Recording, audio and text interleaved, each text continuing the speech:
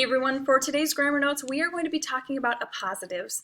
Just a reminder, if you'd like to use the note-taking guide to make the note-taking process a little bit faster, that note-taking guide has been posted just below this video on Schoology.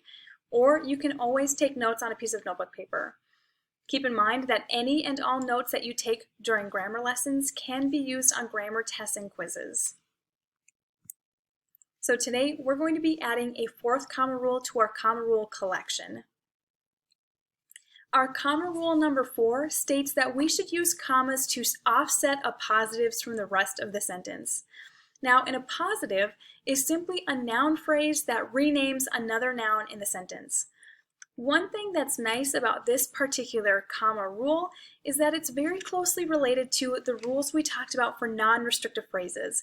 And that's because an appositive is simply a type of a non-restrictive phrase. And so the rule is very, very similar. The only difference is that an appositive, like I said, is a phrase that's going to rename a noun in a sentence. Let's look at our examples. The example says, Agatha Christie's book, And Then There Were None, is my favorite. In this sentence, I have an appositive phrase that has been bolded and underlined for you. We know that this is an appositive because this phrase renames the noun book. Our next example says, Queen Victoria, one of England's greatest monarchs, ruled for 63 years.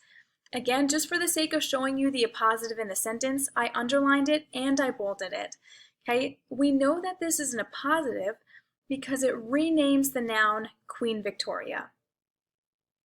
Again, to apply this comma rule, we need to offset our positives by using commas.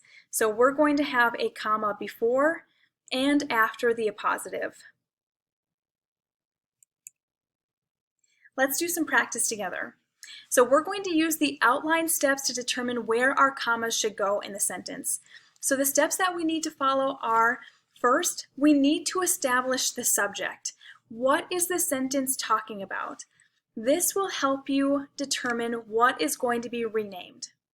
Next, we need to ask ourselves, what else can we call that subject?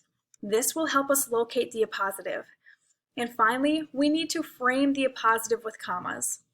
This will allow you to actually apply our fourth comma rule. So let's look at the practice example. It says, Clifford, the messiest eater at our table, spewed mashed potatoes like an erupting volcano. First, we need to establish the subject. So who are we talking about in this sentence? If we were to answer that question, we would know that our subject is Clifford. Next, ask yourself, what else can we call our subject? Well, according to this sentence, we could call Clifford the messiest eater at the table. Because we can call Clifford the messiest eater at the table, we have found our appositive, that phrase that renames a noun. Because we found that phrase, we know that our comma should go after Clifford and after table. For the next steps, after you have taken notes on these slides, I would like you to take out your sentence correction sheet, and I want you to correct sentence 1 under set 2. If you have any questions about anything that I've talked to you about in this video, don't hesitate to reach out. Bye everyone.